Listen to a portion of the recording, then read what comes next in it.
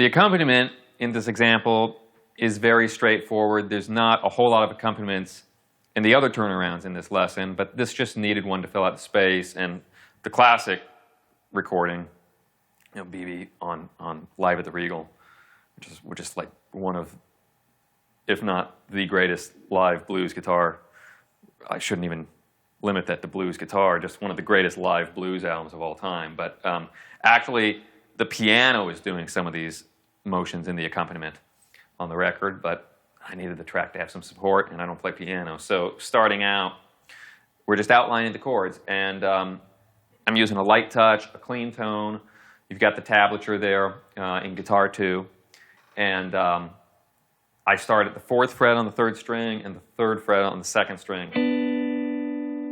And that's just a major 3rd, and I hold that, and then I go up to the 5th fret on the 3rd and 2nd strings with my 3rd finger, and then I go back to the 4 and 3 again, but I don't go back like that.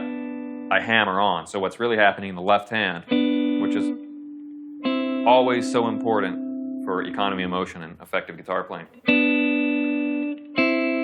I go back with the index and bar just at the 3rd fret on both those strings, and then comes the hammer on. So really my left hand is doing that, and then comes the 2nd finger to hammer onto the 3rd string. So that's what's going on while the bass is outlining the G7. And then measure 2, this same position, just goes back 2 frets, 2 and 1, 3 and 3, 1 and 1, hammer onto 2. Identical hand motion. So I'm not even articulating right now in the right hand because I want you to just look at this even instead of just hearing. And you can practice things like that just to get your left hand trained. Any kind of guitar playing, that's an effective thing to do. Just watch your left hand move. Build the muscle memory.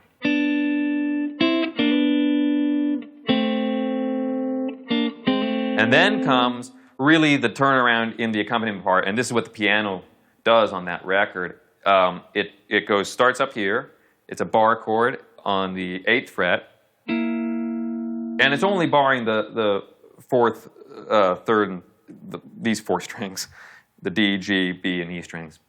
So index bars, and you can use your 2nd finger or 3rd finger at the 9th fret.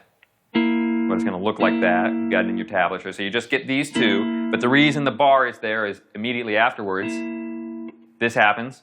And then you get the 3rd and 2nd strings. And then you go up to the high E string. And then you go back to the B string. So that's the first half. And in the right hand, I'm doing pick and fingers. If you use a thumb pick, you can do the thumb pick and have... I have a thumb pick in my pocket here, but just using bare fingers, you can do it like that. However you want to articulate that with the right. And then you're going to move the shape back, so now you're going to, it's actually a diminished chord. You're going to break the bar. So bar is on the first 2 beats. Now when I say first 2 beats, that's as though I'm counting in 4/4, but you can see it's written out in a slow 12/8. And if you need any help with counting in 6/8 or 12/8, there is a lesson covering that subject earlier in this series where we talk about that on another slow blues. So, but I'm feeling it like triplets. I'm going triplet, triplet, triplet, triplet. So what's happening there on the back side from the C diminished down is, okay, the bar, and then I have to break the bar and move back. And I've got my 2nd finger here right now, so I'm moving back with my 2nd finger 1 fret, and the index is filling the gap, the fret behind at the 7th fret. And then I need a finger at the 8th fret again on the high E string. And then I need the high E to stay there.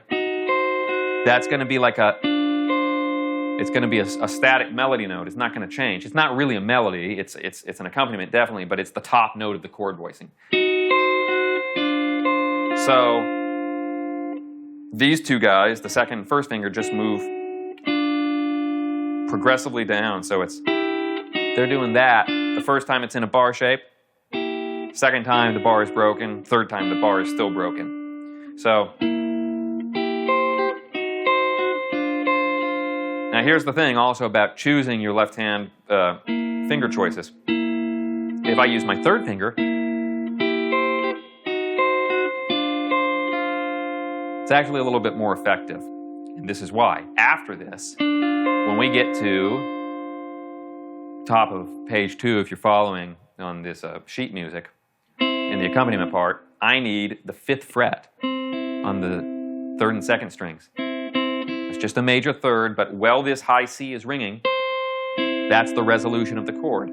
So the chords are going like C7, C diminished, and this is more like a D minor 7. You see here, it's natural because I'm so used to playing a bar chord with my that shape with my 1st and 2nd fingers. But here's what it does. It sets me up to go, uh-oh, I need this guy to still be ringing up top, and now I have to do a stretch with my 1st finger back at the 5th fret, still holding this. And the stretch between like 3 frets, between your index and your 3rd, is just a wider, harder stretch. I have fairly long fingers, so it works. I can get away with that. Not everybody will find that to be comfortable at all. And really, probably the more effective thing is to do the chord like this with the 1st and 3rd finger, so that when you move back, you're moving back with your 3rd finger as the finger that's traveling down the 3rd string. Then your 2nd finger is the finger, so here we are. If we do it that way, finger by finger, string by string, it's going to be the bar with the 1st and 3rd. These are fingers only, not strings or fret numbers. 1st and 3rd. And my 3rd travels back. The 2nd now goes down a string. And my pinky goes up top. And now I've got this shape. And that's going to allow, you can see 3rd, 2nd, and pinky. My index is completely free to land on the 5th fret, which is really better economy of motion. Like I said, I can get away with that sort of just because my fingers are a bit long. But I've seen all kinds of different hands, and there's always a way to make it work, even if you have short fingers. So even like if I was going to really like fine tune this, that really is the better left hand approach.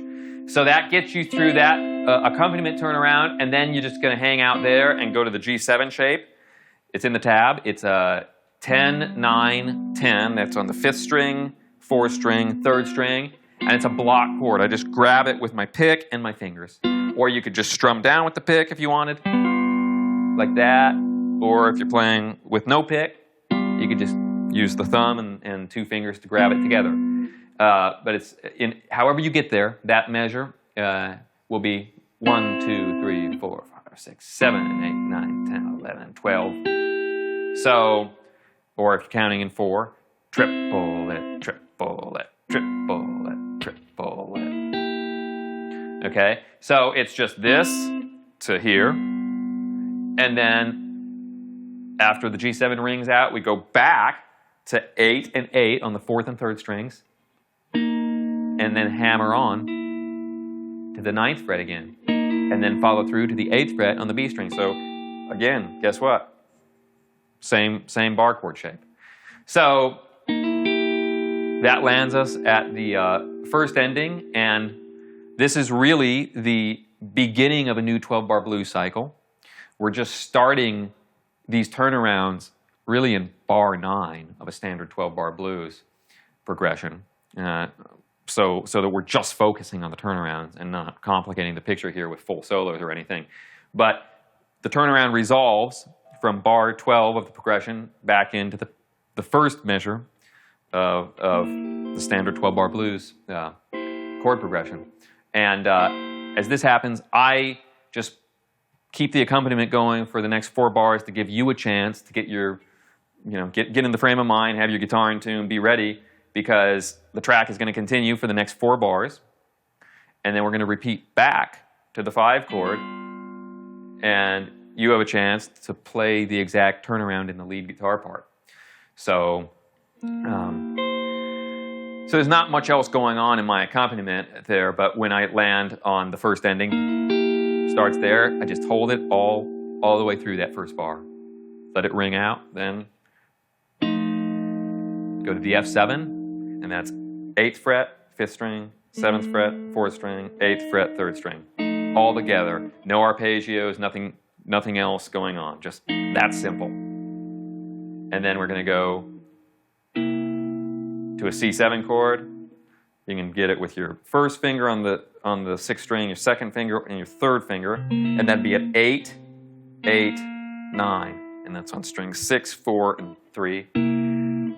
Realistically, I would probably use my index and bar that, do it like that. And then on the last part of that measure, I'm going to go 8, 8, hammer on to 9 again. It's that same lick. So that leads us through the first 4 bars of the blues. I'm just going. The bass is holding down the outline and chords. This is like really where BB would be singing. Keep holding that, and I'm going to lead you back to the 5 chord, which would happen in bar 9 of a standard 12-bar progression. So we just go 3, 3, hammer on to 4. Okay? That's at the very end of the first ending in the sheet music. And then I just hit the B string on the 3rd fret. My index finger is covering the bar. So, and even there's a little note in the tab. It says second time only play the 2nd string on downbeat.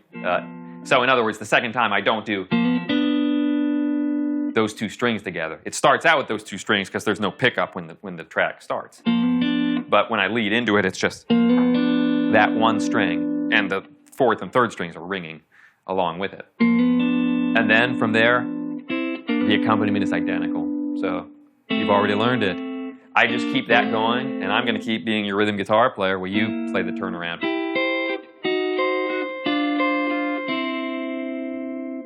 And I'm going to end it like this. It's the same lick. So that goes from the last, the last G7 leading back into the final C7. And I'm not really going through and giving you measure numbers as in a lot of these 6-string country lessons, because the measure numbers here, I didn't want to confuse anyone.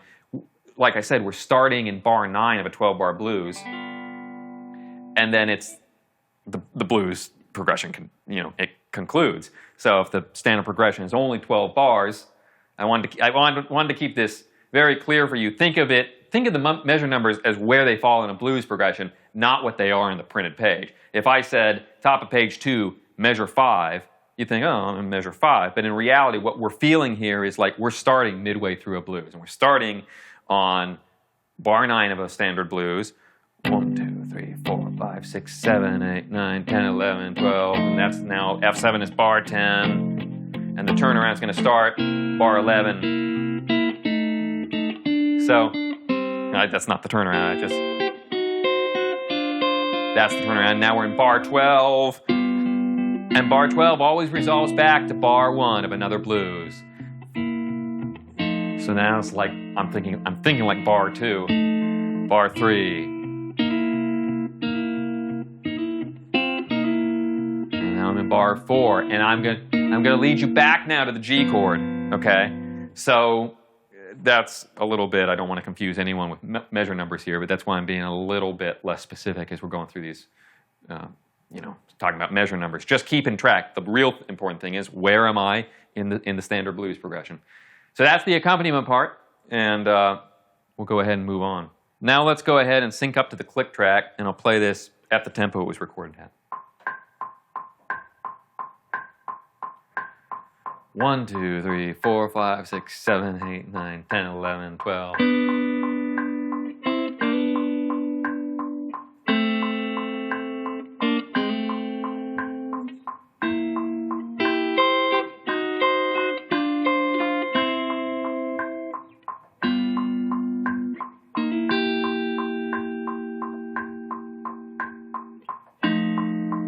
Just holding that chord out.